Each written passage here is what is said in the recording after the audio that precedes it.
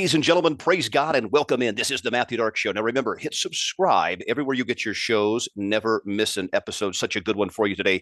Dr. Carole Lieberman is going to join us. We're going to hit on some areas that absolutely need insight.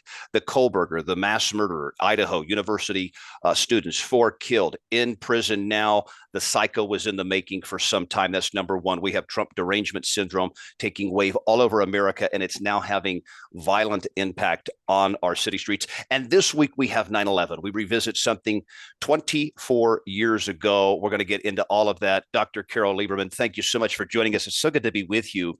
I know you have keen insight. I want to kind of put some button and some insight onto the Bryan Kohberger case. And let me just say this. When I first saw this case come across TV and you looked into those eyes of his and you saw death, it to me was, okay, that's obviously a psychopath. This is obviously a revisitation of our 1980s serial killers. We had the Ted Bundys, we had the Night Stalkers, and you saw death. I don't know, just sort of bring us this with your expertise and experience. When you first saw this case making headlines, making that, what was your instinct and where was this going? Well, I actually have had a very interesting relationship to the Kohberger saga, Mm-hmm. which began before they arrested Kohberger. I'm sure you'll remember that the murders happened on November 13th, 2022, Mm-hmm. and they didn't arrest him until November 30th. So, people were getting antsy. Do you remember how they were kind of saying, oh, the police in this small Idaho town, don't know what they're doing, Right. and so on. So I thought I would help because one of the things I do is I'm a forensic psychiatrist and expert witness. And so I started talking about how the murderer, whoever he may be, is an incel.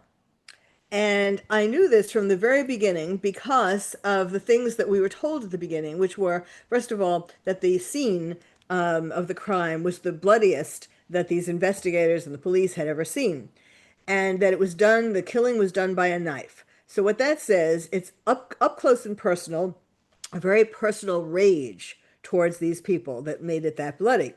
Then they showed pictures of who the victims were, and they were the beautiful people. So you put one and one Yes. together, and it's an incel's rage against particularly the two women. Particularly, I think it was Kaylee. I still think it was Kaylee who was the primary target.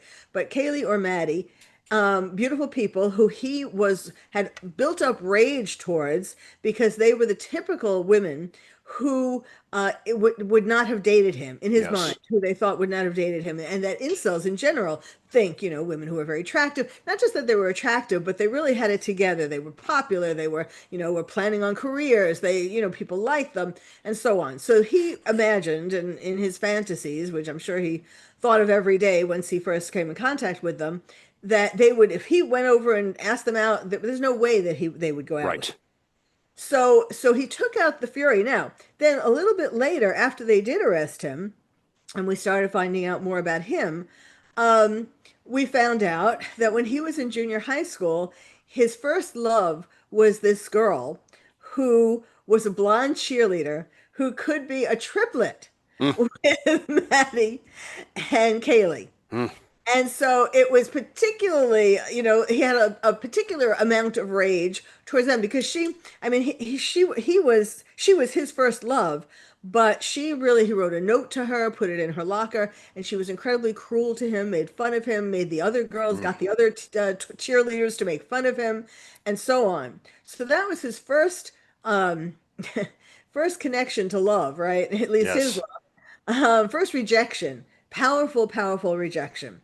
So that was what he was doing. And then he was arrested. And yes, and then the irony of it, a couple ironies. One is that when he got arrested and was in jail, he had all these women, just like, happens to a lot of men who are killers. There were women who fell in love with him. I mean, women in Ugh, society who flooded him with all kinds of letters and pictures and all that. So he finally got the love that he craved, gosh. but he was in jail. And the other thing was that his lawyer, Ann Taylor, who really did, she really worked hard on her case. On his case. You got to give her credit. Um, that she was, in a way, certainly when she was younger, but she was, in a sense, the blonde cheerleader, Right. who he could have.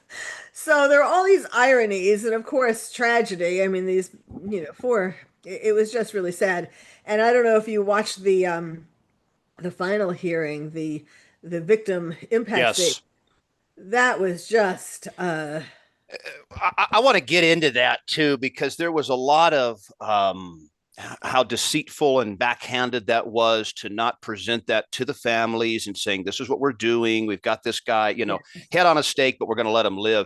Before we go there, I want to, for mom in the home, for the parents in the home of this Kohberger, how Yeah. obvious could this have been growing up that there was certainly maybe not a mass murderer, but certainly a dangerous or potentially dangerous child in the home? That had to have been obvious growing up. Yes, absolutely. Now, what his father did to deal with, these, he saw that his son was having problems.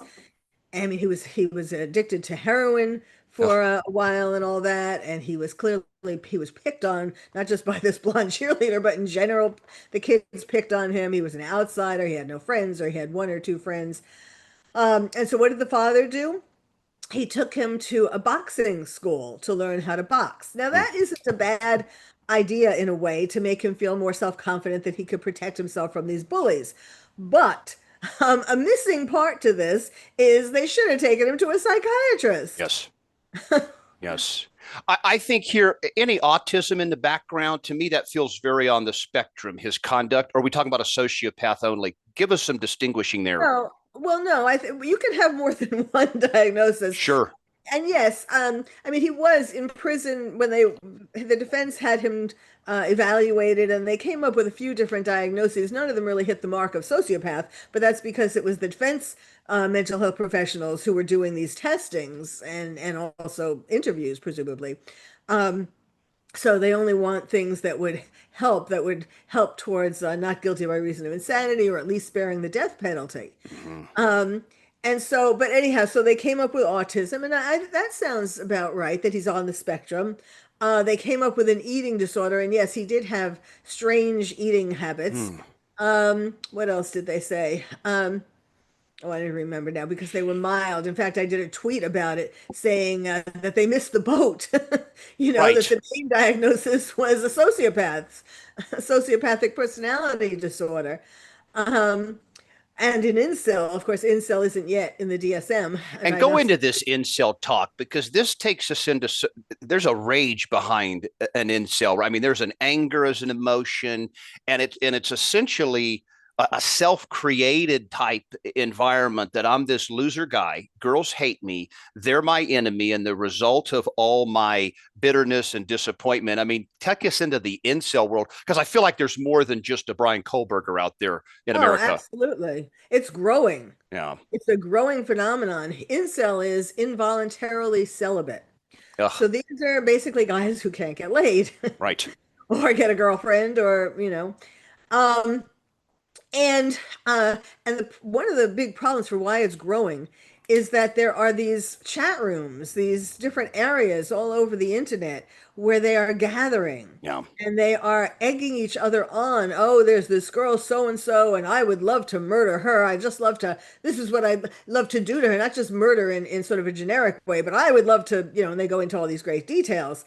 Um, Mm, and they call these girls, the beautiful girls, Stacy's, and they call the guys who are with them. So like the guy in Idaho, who yeah. was there with the boyfriend, they call them Chads. And so they get, and remember there was the case in California, I think it was 2014, something like that, where there was a young man who was an incel, and he left a manifesto saying that he was an incel, and he killed a lot of girls from the University of from California, Cal State Santa Barbara, no, not Cal State, University of California at Santa Barbara. Mhm. And it was the same kind of idea. He's kind of considered like the father of incels since that happened. Incels started before 2014, but he came out and he wrote this big manifesto.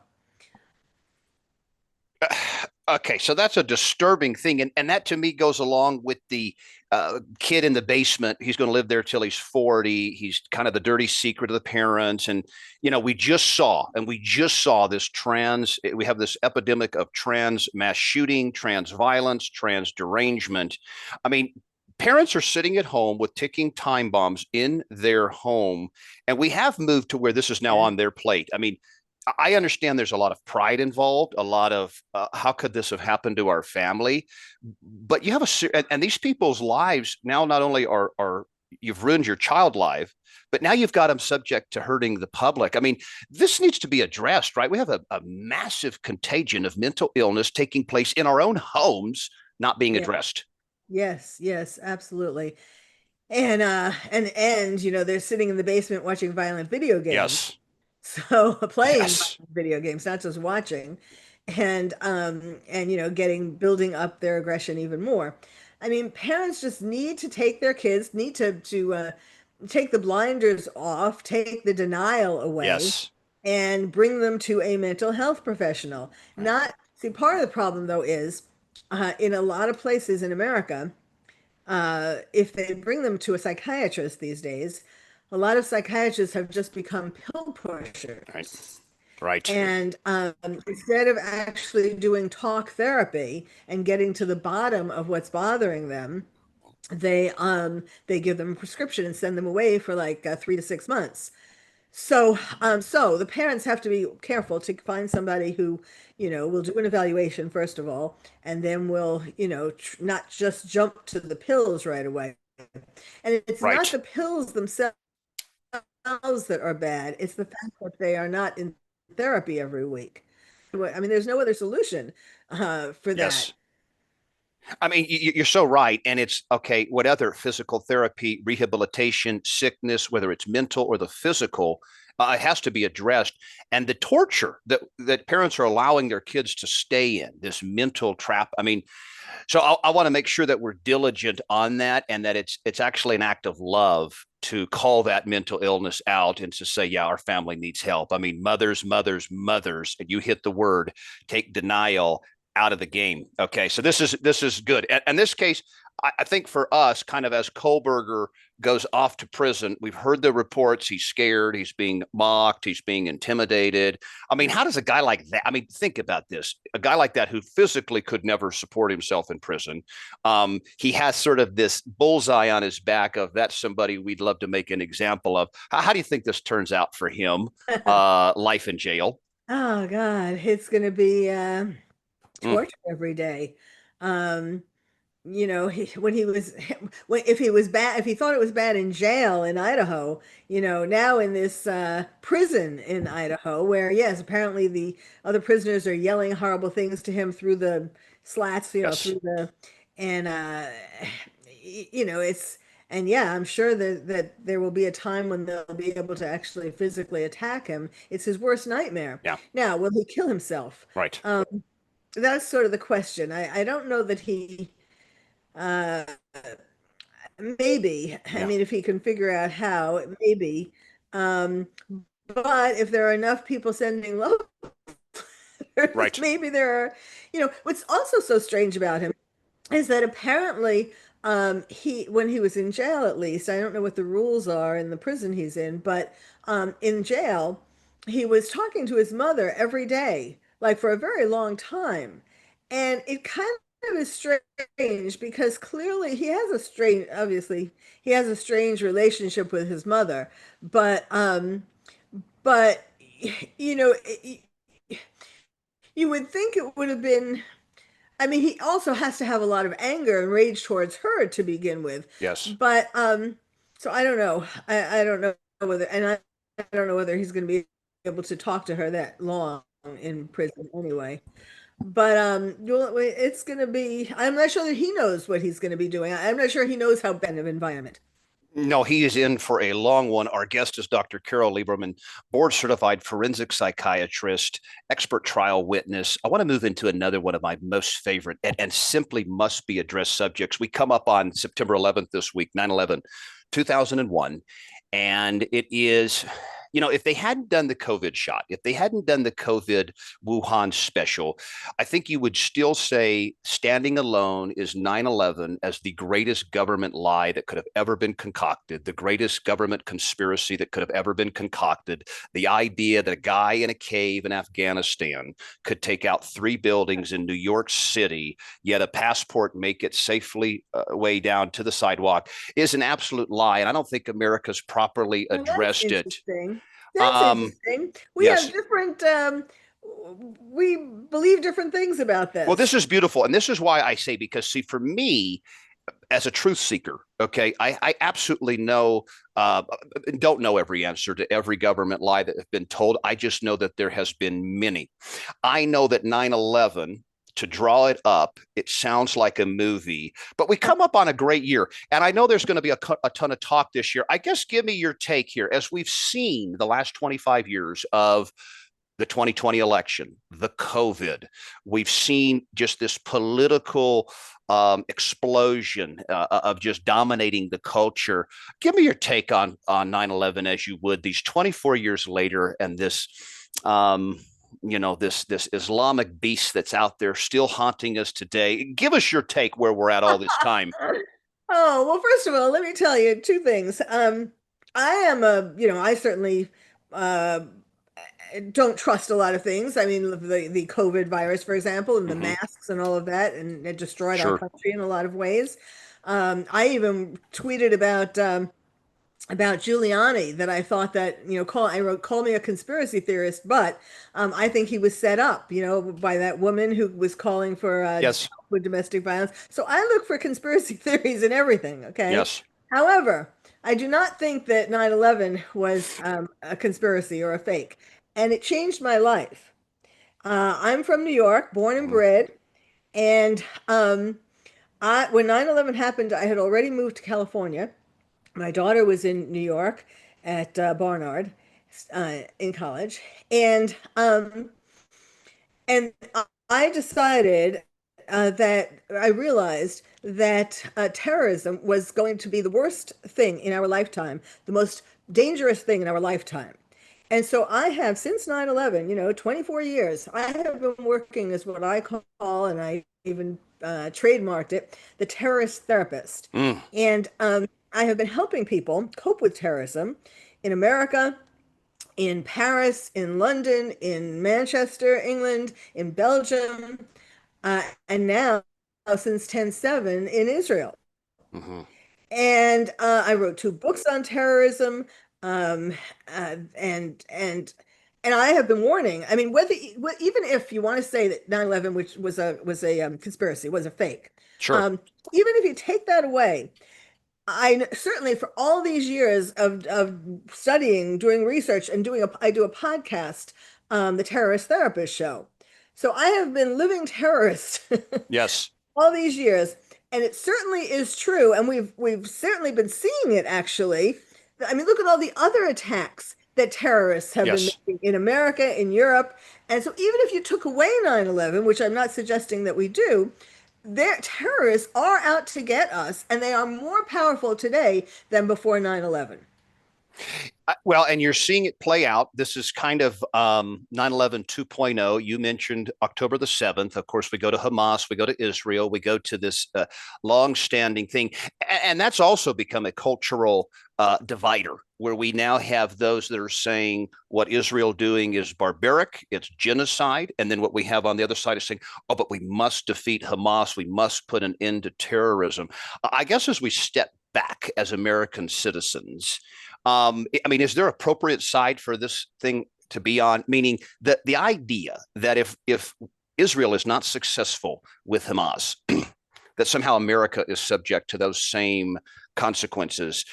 Is that really where the number one threat in America is right now? Or is it more of this mental illness, the wickedness, the violence domestically than the stuff 6,000 miles away? Just for perspective. It doesn't have to be either or. They're both dangerous. They're dangerous in different ways. The more mentally ill, or the more we don't take care of the mental health of Americans, the more vulnerable we Yes. are to terrorists. I mean, that's not the only reason why we should take care of everybody's mental health, but But yes, we are, and I mean, places are being taken over. Europe, Yeah. England, is just they have lost the plot, as they like to say. You Speak to that a know? little bit, though, because we are taking currently white European Christian countries and completely making them this Islamic blend of immigration. That alone is such a hostile act, meaning for the domestic person, the native person that sees the invasion, and then to the terrorist, invader, immigrant that now has been gifted this land that they would never have achieved on their own. I think that's very clear that Europe and Africa look very, very different. I mean, that is also a fuse being lit too. This forced, we're taking your land. I mean, there's just Yeah. so much going on wickedly right now. It blows the mind, doesn't it? Yes. Yes. Um, I lived in Europe for a while, in Belgium and in Paris and Mm-hmm. in London. And so, as over the years, these past years, as the radical Islamist migrants have been, taking over gradually in these countries, it's been a personal, kind of like in New York and 9/11, it's been a Yeah. personal pain for me. And it's so shocking. I mean, it's kind of like, why are they letting them do all of this, especially in England? I mean, France, it was horrible too, but now England has, now they, Yes. radical, yes. I mean, even making these rules, that you can't say things even on the online. They bring police action against you if you write certain things online in social media. But they're spending money building housing for radical Islamist migrants who are just there to take over. I mean, for 1,000 years. It didn't just start on 9/11. People kind of are don't know enough about this. It didn't just start on 9/11 that some terrorist woke up, even if it happened or it didn't happen, and and decided to fly some planes. Um, this has been happening for over 1,000 years, that radical Islamists believe that it is their duty. Allah wants them, and Muhammad is telling them to take over the world and make us go under Sharia law.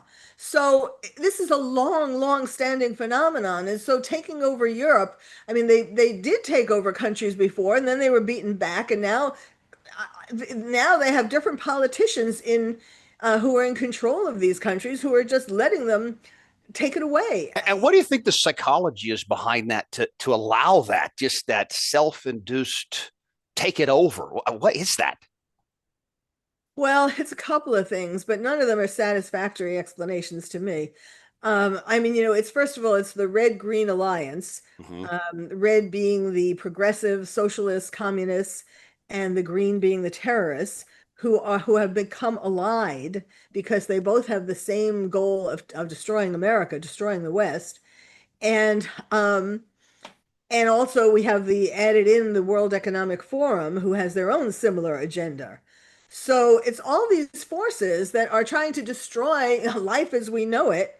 And then, of course, the terrorists will then want to bring in Sharia law, and then all of the gays for Gaza are going to be in deep trouble.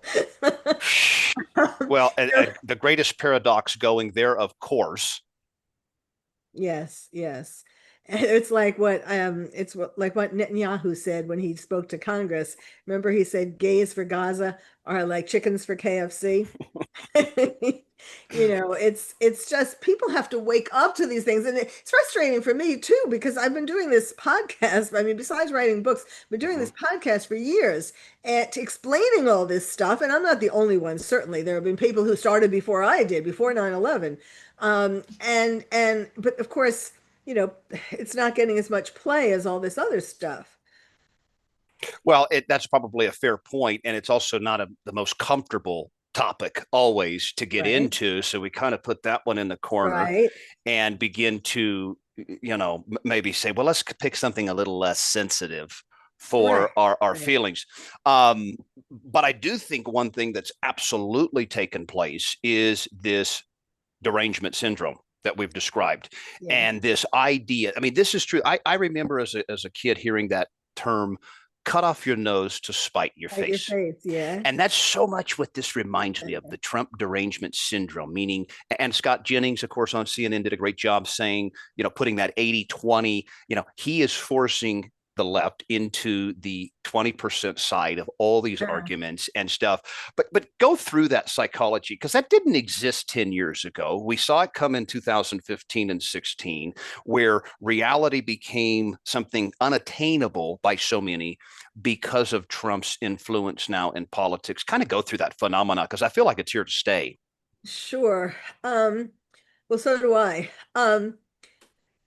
It was Trump derangement syndrome began when he became president the first time, but it was nothing like what it is today. It was just kind of laughing a little, just some jokes, chuckling, ha ha ha, But now it is not anything to laugh about. No. There are people who, um, first of all, well, I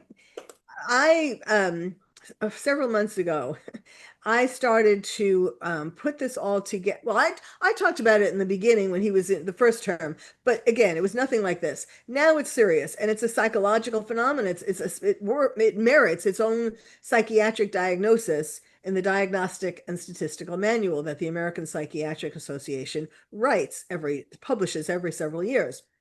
And so I have been putting together for months now a diagnostic classification the way that it is written in the DSM. In other words, with all the different symptoms and the vulnerable people and all the different aspects of it. And I have it divided into mild, moderate, and severe, and examples of each. And the reason why I'm doing this is because, first of all, it has become a real diagnosis. It has become something that's serious, and therapists need to be able to diagnose it. I mean, the DSM is for therapists to be able to talk to each other and be on the same page. That's one point. And the second point is for insurance companies to pay for treatments for these diagnoses. So if people have TDS, and they go for therapy, they could potentially get some money to pay for it. But of course, the problem is that people with TDS don't think that they are Right. have a problem. It's everybody else. Yes. But when there are divorces happening because of TDS, there are offices, workplaces, being disseminated because of TDS. There are real world problems, and of course there are attempts on Trump's life Yes. being encouraged by people who have TDS and things like that. Um, it needs to be, and the treatment I recommend is not to convince people, not for a therapist to try to convince people that Trump is great, because that's Right. not going to happen. The person would just leave therapy. Right. But it's to get the people to recognize why they feel this strongly. And it really has to do with people, particularly people who have had problems when everything goes back to childhood. Yes. So people who had problems with their parents and with other authoritarian figures are more likely to get TDS.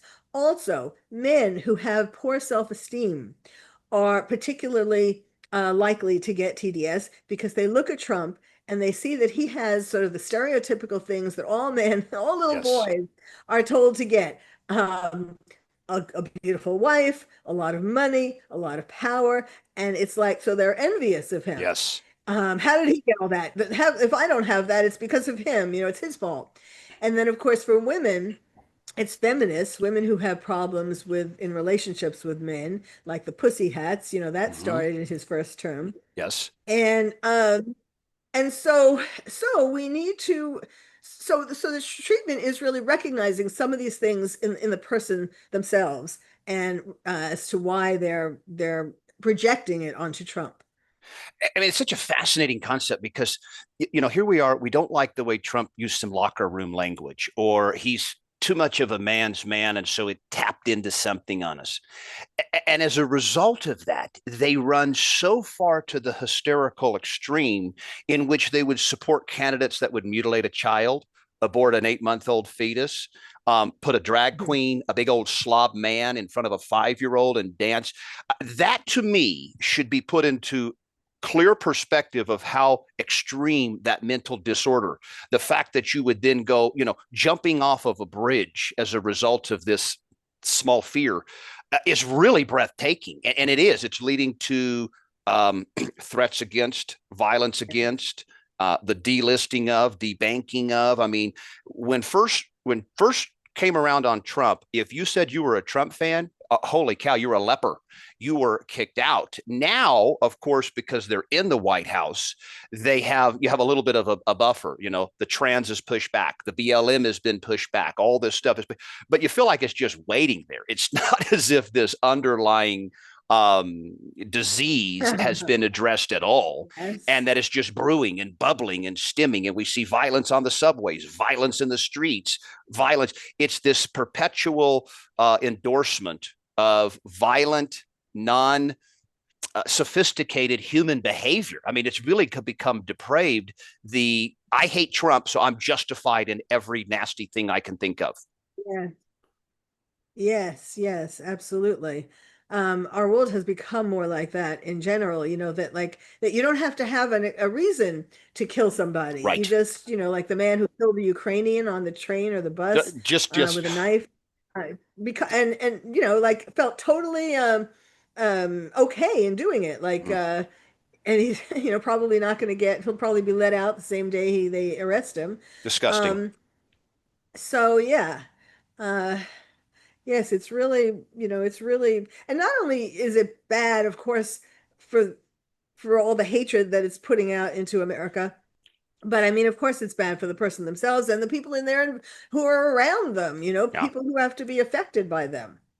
And it's It's amazing how, like, I have some friends who are that, they don't go far as Trump derangement syndrome, but like who definitely are against Trump and are shocked by me. yeah.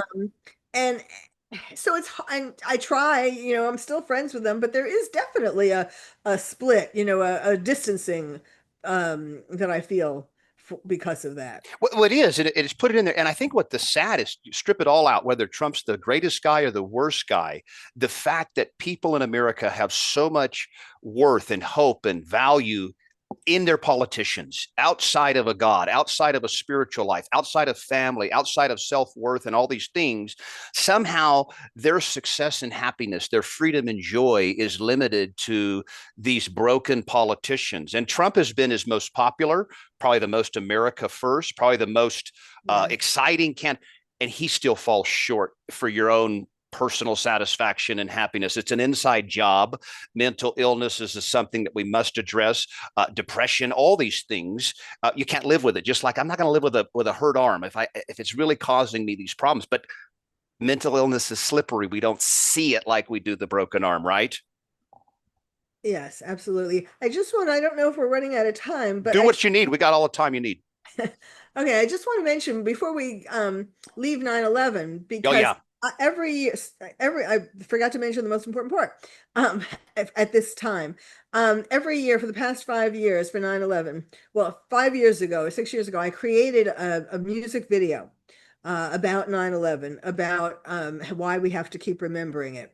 And then last year, I changed it a little bit and I made it more about, of course, why we have to, not just so warm and fuzzy, but also warning people about how dangerous the threat is. And I put this video on a mobile billboard, and it goes around Manhattan. I've had it sent around Washington, D.C., and people can see it on my website. They don't have to find the truck, but it's right. going to be, going around Manhattan this year too, with the video.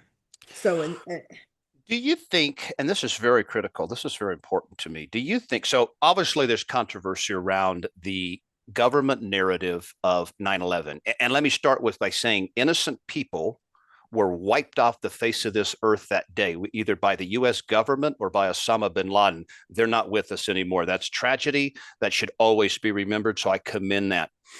Um, but clearly, to think that George Bush and that team came out and said, I want to give the American people the straight stuff. I don't want to hold a thing back. We know that did not take place. And we still have classified information all these years later. I don't understand why. I guess my question would be is, do you think the American public could handle the idea that 9/11 was not as it was told? Do you think, even though there was some good and some bad and some this and some that, and there was some patriot, do you think the American population could even handle the idea that they were lied to about this and that it might peel back some others? Well, I would have said no, but because there is such a large portion of the population now who weren't alive on 9/11 Right.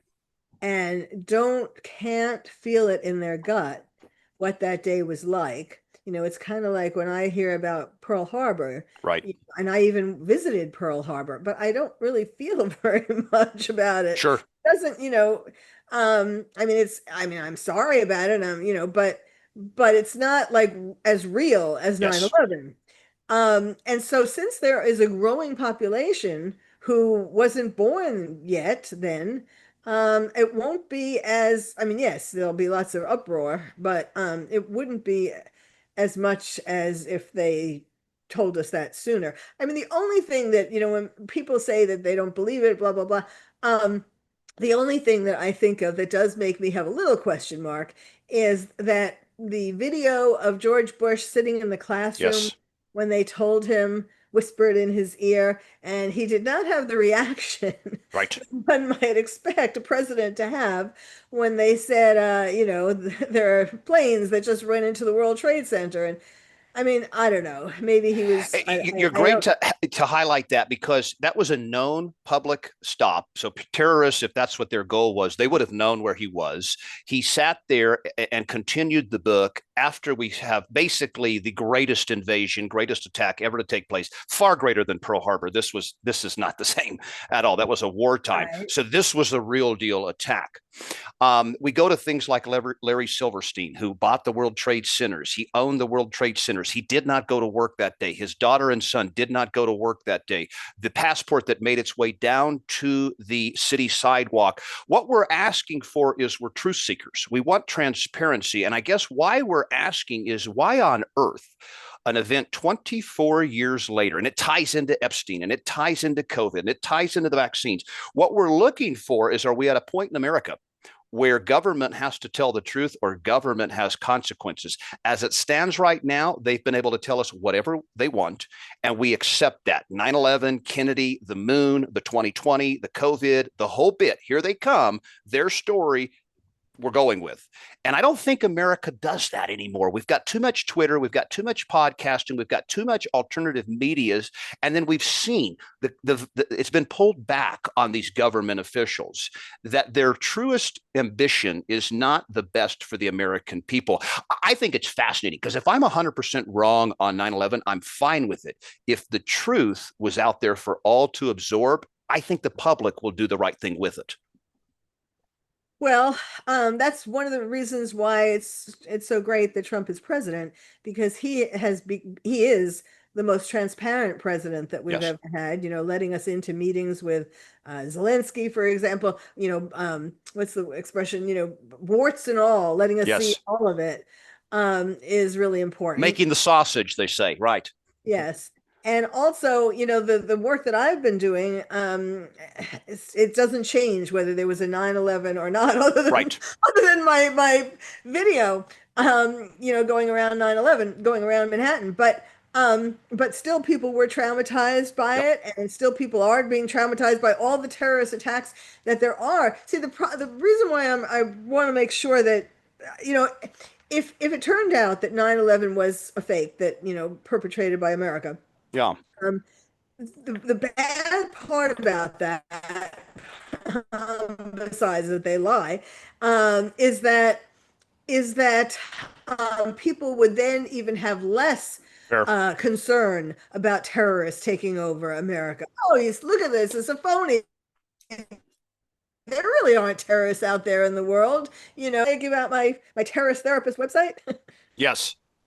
It's so Give it people out. can Yeah, not just please. watch the video, but other things too. It's terroristtherapist.com. Okay. Beautiful. And you're so right about that. You don't want anything to undermine, because I do believe that the Islamic movement is anti the Christian movement. I don't believe that those two work together for the goodness of God or anything like that. So that is true. You can't have those fears and those potential devastations. We know what they go and do to Christians in Africa. They behead. So these are violent. Absolutely. The shame, and this is where we must say, oh my gosh, yeah, but we must deal with this. Our government, CIA, Mossad, intelligence agencies, piggybacking, using that fear, using it for their own manipulative gain. We can't tolerate that. That has to be treated as a pure and just evil that we're dealing with, not to be manipulated to keep us in fear. The Patriot Act, to surveil Americans. And we just know there were so many consequences as a result of 9/11. And because we were so patriotic and because we were so go get them, we didn't really ask any questions around 9/11. We ask a lot more questions now. The COVID-19, the Wuhan special, they made it in North Carolina, shipped it to the Institute of Virology in Wuhan. Okay, we're asking questions about that within a year of it happening versus 20 years later, like 9/11. You see, we're moving the microwave quicker. We're getting everything up on the table quicker. The 2020 election, same kind of thing. So Epstein, same kind of thing. The government is on notice. We're demanding transparency, truth. Here's where I say this, and I want to give you your final words. And this has been a fantastic show. I want to do it again. Of course, Dr. Carole Lieberman, board certified forensic psychiatrist, trial expert witness. Donald Trump he's built up incredible trust, credit in the face of the public. I mean, there's never been a movement like his. He won the popular, he won the electoral. For a Republican, that's unheard of. It doesn't happen. I mean, we know the biases that are going on. He did it. He achieved it.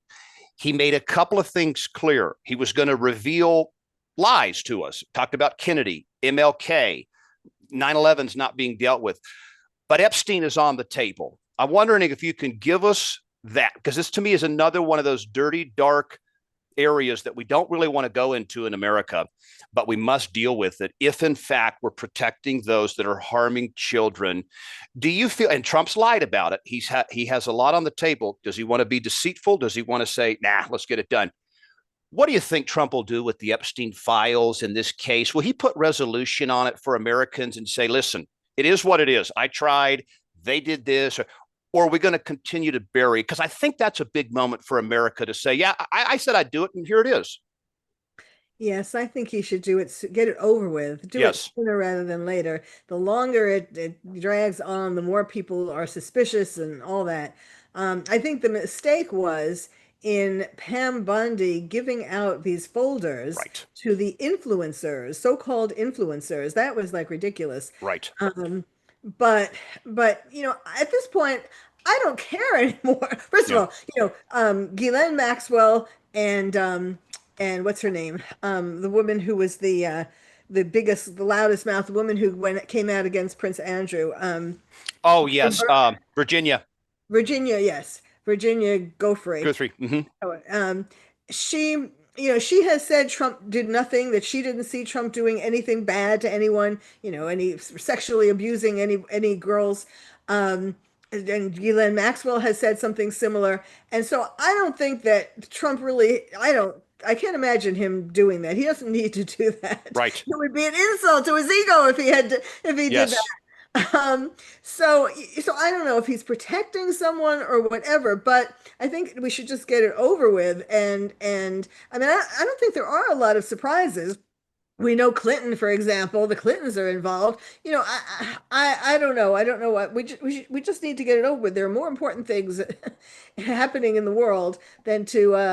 The only thing I will say, I don't think Epstein killed himself. I think Right. he was killed. Absolutely. And so this is the things that we're talking about. We know that. See, I don't believe in a single coincidence. I don't believe that the guards can fall asleep, that the cameras can stop working, and this Right. one, I don't believe it. I think that's fairy tale stuff. And so again, like 9/11, where we have a moment of truth on the table, could America handle the fact that Bill Clinton, beyond a reasonable doubt, is a child predator, molested and assaulted children, and he's going to do serious time. To me, that's what Trump is protecting, the system, the idea that our untouchables are untouchable and that you can never know this, because the second we start to know that the people like Chuck Schumer and the people deep in the Democrat Party know all about this and are protecting this and are doing their best to make sure none of this stuff happens because it keeps the system intact. That's what the American people said. Well, we don't want anything to do with it. That's why we wanted with Trump. Trump has a moment right now. Is he going to be like all the others and bury this stuff? Or is he going to say, you know what? I don't really care. I'm rich. I had a great life. You want to kill me? Kill me. But I don't tolerate child molestation, assaults in my country. I don't know. So I'm so prayerful for Trump because I don't want to see him take something and completely devastate 10 years of a great American goodwill in which we were on the way out. I mean, it was over with Hillary. It was over with Biden. It was over with Kamala Harris. We didn't have the ability to withstand the immigration, the trans, the DEI, the BLM, and all of that stuff. And we still have a chance to preserve this stuff, but it comes at the cost of exposing dirty, dirty secrets. And if that's 9/11, so be it. If that's Epstein, so be it. If that's the 2020, so be it. If it's these things that would hurt, we got to have it because we want to move on as a country, draining that swamp that he advertised. I don't think anybody wants to get on a subway and worry about a stab from behind or a kidnapped child or a trans person dancing in front of their 5-year-old. I don't think America's into that. And it's in a moment, but it does take, we're going to have to deal with this dirty secret. Doctor, last words, all the ways we can follow you, all the things that you're kind of looking at into the future. What gets you excited right now as we dip into the last quarter of the year? Well, what I'm excited about right now is finally sending the proposal that I've been working on for months about Trump Derangement Syndrome, finally sending it to the APA, which will happen soon. Sweet. Right after yes. 9/11. Yes. And trying to get them to include it in the next DSM. And then as far as following me, well, I mentioned right now the best way is terroristtherapist.com to check that out. And then in my book, Lions and Tigers and Terrorists, Oh My, How to Protect Your Child in a Time of Terror. And what else? And then I usually rant on Twitter every day, which is at Dr. Carole MD. So at DrCarole MD. Excellent. We're going to get all those links up in the show notes. We'll get it on all the platforms. I want to do it again. Excellent show, Doctor. I want to thank you. And folks, do this until next time. Serve God, help others, stay good. Goodbye. God bless everybody. The Matthew Dark Show, your one-stop show for truth, courage, fellowship, and faith. Available everywhere you get your podcasts.